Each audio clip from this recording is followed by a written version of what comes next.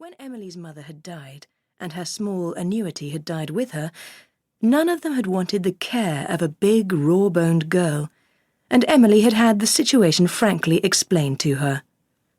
At 18, she had begun work as assistant teacher in a small school. The year following, she had taken a place as nursery governess. Then she had been reading companion to an unpleasant old woman in Northumberland. The old woman had lived in the country, and her relations had hovered over her like vultures awaiting her decease. The household had been gloomy and gruesome enough to have driven into melancholy madness any girl not of the sanest and most matter-of-fact temperament.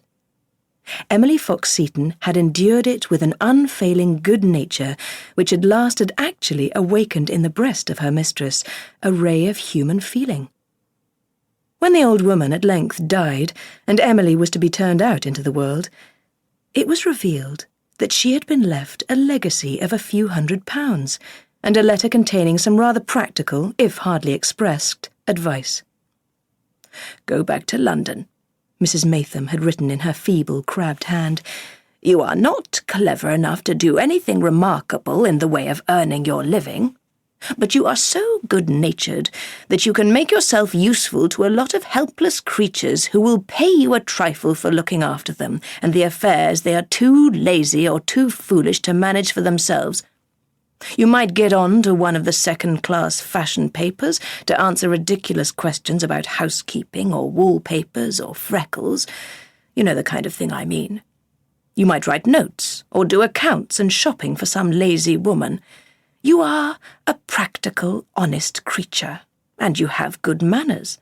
I have often thought that you had just the kind of commonplace gifts that a host of commonplace people want to find at their service.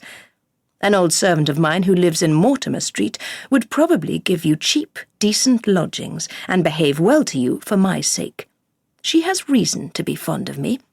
Tell her I sent you to her, and that she must take you in for 10 shillings a week." Emily wept for gratitude, and ever afterwards enthroned old Mrs. Maytham on an altar as a princely and sainted benefactor, though after she had invested her legacy, she got only £20 a year from it. "It was so kind of her," she used to say with heartfelt humbleness of spirit. "I never dreamed of her doing such a generous thing. I hadn't a shadow of a claim upon her, not a shadow." It was her way to express her honest emotions with emphasis which italicised, as it were, her outpourings of pleasure or appreciation. She returned to London and presented herself to the ex-serving woman. Mrs. Cupp had indeed reason to remember her mistress gratefully. At a time when youth and indiscreet affection had betrayed her disastrously, she had been saved from open disgrace and taken care of by Mrs. Maytham.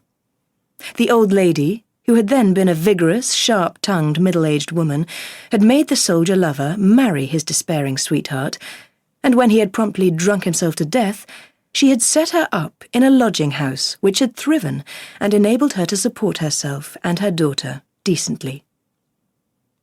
On the second story of her respectable, dingy house, there was a small room which she went to some trouble to furnish for her dead mistress's friend. It was made into a bed-sitting-room, with the aid of a cot, which Emily herself bought, and disguised decently as a couch during the daytime, by means of a red and blue Como blanket. The one window of the room looked out upon a black little backyard, and a sooty wall on which thin cats crept stealthily, or sat and mournfully gazed at fate. The Como rug played a large part in the decoration of the apartment.